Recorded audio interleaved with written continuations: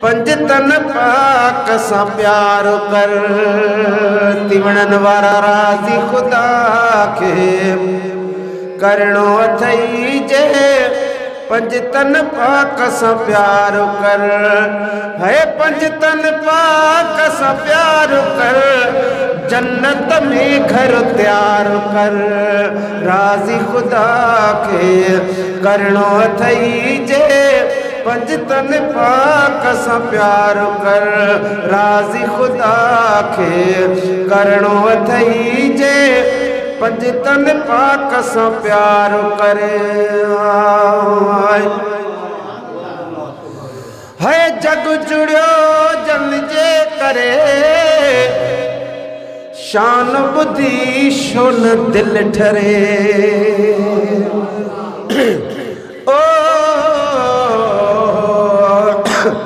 पर नारे तू में कुरोक न मुल्ला, ए नारा ऐन इबादत है। उठंदे बहंदे हैदर हैदर बोलण मेरी आदत है। तू रंज थी वी तेरी मर्जी है, मेरे कल्ब ईमान दी राहत है। शब रोज तमीरल गिलालत मिठड़ा, मेरे पीर अली दी नायत है। है जग जुड़ियो जन जे करे, शान बुद्धि शोन दिल ठरे।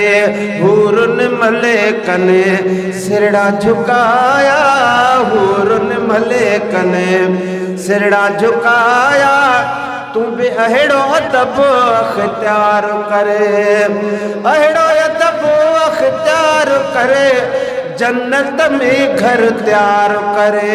राज़ी खुदा के करणो अथई जे, पंजतन पाक सां प्यार करे। है पढ़ी ॾिसो कुरान में, आयो हुजूर जे शान में। पर जहिते नजर करम दी थी गई है, को अवेस त कोई बिलाल बणिया, को सिद्दीक फारूक, को गनी थी गया, को पीर अली लजपाल बणिया। कोई गौस थिया, कोई कुतुब थिया, को सचल कलंदर लाल बणिया। कोई शाह बिटाई थी गया वल सनाफान है, मिरल गिलाल बणिया। है पढ़ी ॾिसो कुरान में, आयो हबीब जे शान में। वरफना लक ज़िक्र कवारो, तू भी ज़िक्र अज़कार करे। गॾिजी त चओ सुभान अल्लाह, मुंहिंजी दिलि ठरंदी। है वरफना लक ज़िक्र कवारो, तू भी ज़िक्र अज़कार करे, तू भी ज़िक्र अज़कार करे। सोना जन्नत में घर तैयार करे। राज़ी खुदा के करणो अथई जे, पंजतन पाक सां प्यार करे। है शेर बबरूज जो नाम आ, अली असां जो इमाम आ। जहां अली पैदा हुए वहाँ हज कबूल होते हैं। ये सच है कि उस घर को खुदा का घर कहते हैं। हर मस्जिद का रुख है अली के घर की तरफ, इसलिए तो हम या अली मदद कहते हैं। नारा हैदरी। है शेर बबरूज जो नाम आ, अली असां जो इमाम। अली कंहिंजो इमाम आहे, उहा त मथे खणी चवंदा सुभान अल्लाह। शेर बबरूज जो नाम आहे, अली असां जो इमाम आहे। हैदर जो हणी नारो निशावर, दुश्मन खे पयो ख्वार कर। राज़ी खुदा के करणो अथई जे, पंजतन पाक सां प्यार करे। है मुझे नबी जा चैन, सुहिणो हसन हुसैन